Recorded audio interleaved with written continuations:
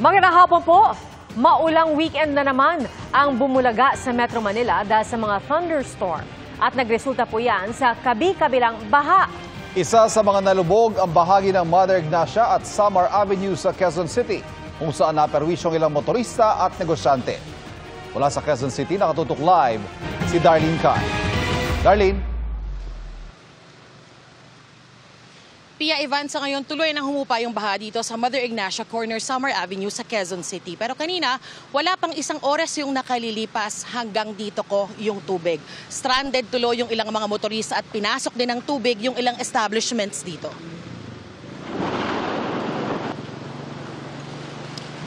Bandang 2:00 ng hapon, bumuhos ang malakas na ulan sa Quezon City. Sa lalim ng baha sa panulakan ng Mother Ignacia at Samar Avenue sa Quezon City, lagpas kalahati ng street sign ang lubog. Halos bubong na lang din ang kita sa isang nabahang pickup. Nalubog din ang isang utility van. May mga bahagi na malakas ang agos kaya natangay ang isang plastic barrier.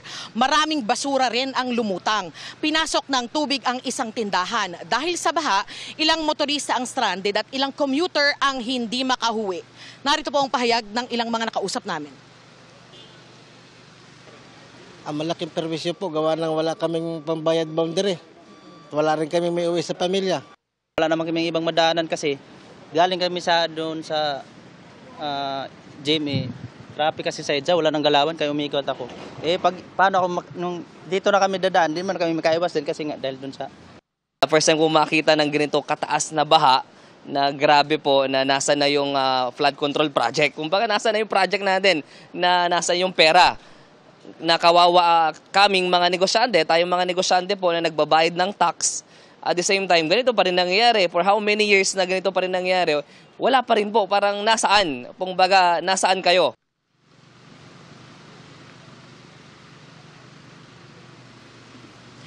Ivan, ngayon lang lumalakas na naman yung buhos ng ulan dito sa Quezon City.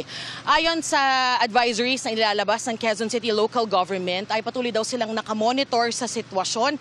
At para po sa mga residente at sa mga daraan dito sa Quezon City, pwede po kayong tumawag sa Hotline 122 kung meron kayong emergency o kailangan ninyo ng saklolo. Yan ang latest mula rito sa Quezon City. Balik sa'yo, Ivan. Darlene, dyan sa kinatatoyan mo, nakikita ko medyo maluwag naman yung traffic, pero paglabas ko kanina, papunta dito sa studio, medyo nakita ko makapakapal ang volume ng mga sasakyan. Mahaba yung mga pila going to the major thoroughfare.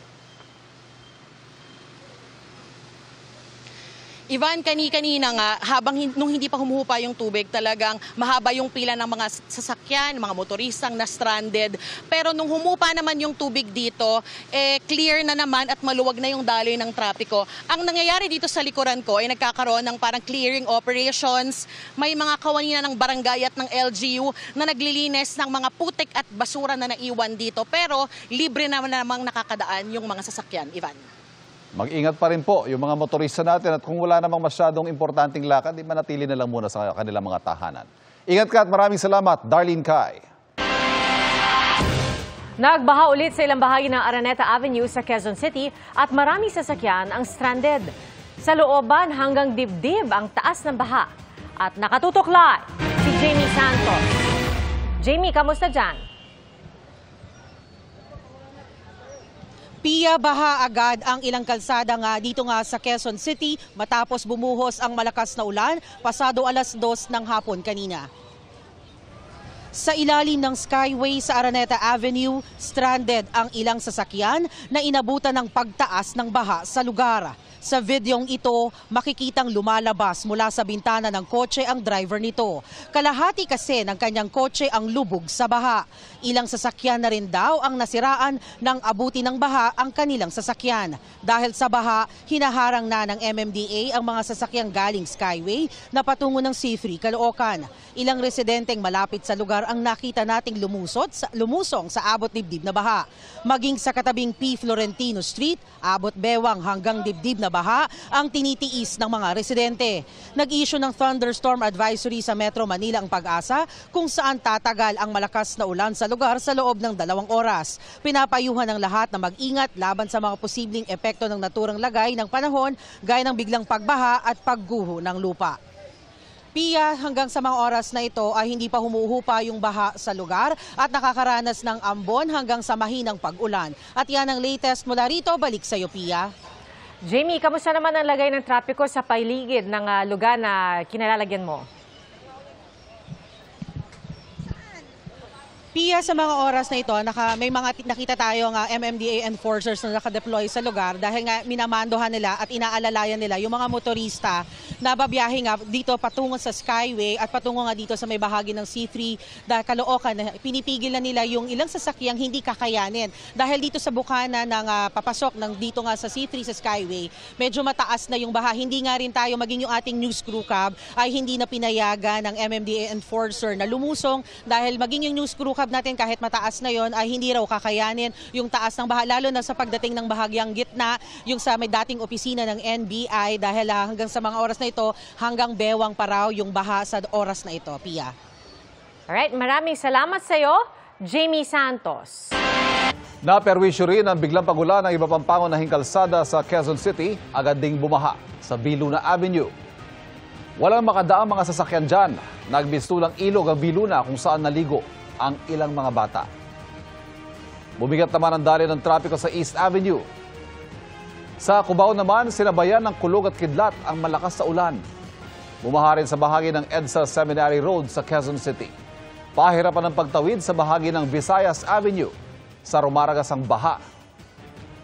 Gutter deep naman ang haba sa tapat ng isang mall sa North EDSA. Sa Barangay Katipunan, abot dibdib na ang baha at kinailangan ng gumamit ng bangka ng mga residente. Abot baywang na ang baha sa kabaan ng G. Araneta Avenue. Ang ilang sasakyan stranded at kinailangan ng itulak. Bigat na traffic ang dulot ng perwisyo ng biglang buhos ng thunderstorm sa Quezon City, gaya na lang po sa EDSA. At nakatutok live si Von Aquino. Von, kamusta? Pia, sumikip ang daloy ng trapiko sa ilang lansangan dito sa Quezon City matapos nga ang pagbaha sa ilang lugar. Pasado alas 5 ng hapon, mabigat ang daloy ng trapiko sa north at southbound ng EDSA Kamuning. Bumagal din ang andar ng mga sasakyan pati sa mga kalsadang konektado sa EDSA katulad ng East Avenue. Pila rin ang mga sasakyan sa GMA Network Drive na isa rin sa mga daanan patungong EDSA. Sa NIA Road, unahan ang mga stranded commuters sa pagsakay sa mga bus. Tulad ng stroke survivor na si Amorsolo Capuyan na 3 oras na raw naghihintay na masasakyan na bus. Habang ang empleyadong si Aida Balbero 2 oras nang naghihintay. Binahari ng loob ng UP Diliman, Quezon City. Umabot ito hanggang baywang na baha. Hindi na makadaan ang mga sasakyan at ang isang kotse na sumubok sa ungin ng baha, tumirik sa gitna. Ang ibang sasakyan nagmaniobra na para humanap ng ibang daan. Pia, sa mga oras na ito ay lumuwag na yung daloy ng trapiko sa Timog Avenue at East Avenue. Pero pagdating dito sa southbound lane ng EDSA Kamuning ay mabigat na naman yung daloy ng trapiko hanggang makarating ng Cubao. Pia? So Von, sa mga sandaling ito, hanggat maaari, kailangan pa bang umiwas pa rin sa EDSA or meron pa bang, ano pa ba yung mga alternatibong pwedeng daanan? Yung northbound lane naman ng EDSA, Pia, medyo maluwag na ngayon, no? So ito na lang southbound, yung medyo mabigat yung daloy ng trapiko. So kung merong ibang alternatibo na madadaanan yung mga kapuso natin na bumabiyahe ngayon, iwasan na lang po nila itong southbound lane, itong EDSA mula Kamuning hanggang Cubao. Pia? Alright, maraming salamat, Von Aquino. Hindi nakaligtas ang Barangay Katipunan sa Quezon City sa epekto ng malakas na ulan kanina. At nakatutok doon live si John Consulta. John, kumusta dyan ngayon? Ang inabot ng mga residente ng Barangay Katipunan sa Quezon City pasado alas 3 ngayong hapon. Base sa CCTV footage at litrato na galing sa Barangay Katipunan DRRMO, pumalo sa 7 hanggang 8 na talampakan. Iwan, ang taas ng tubig na kung 3:45 p.m. kanina. Ayon sa barangay, ang mabigat na buhos ng ulan kanina ay naging sanhi ng biglang pagbaha sa lugar. Sa kabila ng mataas sa tubig ay wala namang napaulat na nasaktan sa biglaang pagbaha. Sa ngayon, iban ay namamalagi muna ang 53 pamilya dito sa may bahagi ng Barangay Katipunan na inilikas matapos maapektuhan ng napakataas na baha sa lungsod. Sa ngayon, iban ay katakot-takot na traffic naman ang inaabot ng mga motorista sa bahagi ng Barangay Katipunan na epekto ng Katipunan. Balik sa iba. Maraming salamat, John Consulta. Nakapasok na po ng Philippine Area of Responsibility ang low pressure area na binabantayan ng Pag-asa. Huli ang namataan kaninang hapon 520 kilometers sa silangan ng Giwan, Eastern Samar.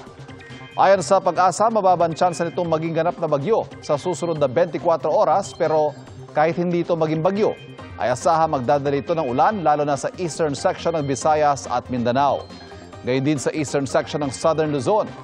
Ang trough o extension naman ng LPA nagpapaulan ngayon sa Eastern Visayas, pati na sa Caraga at Davao Region.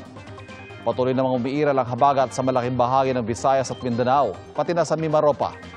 Localized thunderstorms naman ang nagpapaulan sa Metro Manila at iba pang bahagi ng bansa. Sa rainfall forecast ng Metro Weather, posibleng light to heavy rains bukas sa malaking bahagi ng Luzon. Light to intense rains naman ang mararanasan sa Visayas at Mindanao mula tanghali. May chance ring makaranas ng light to heavy rains ang Metro Manila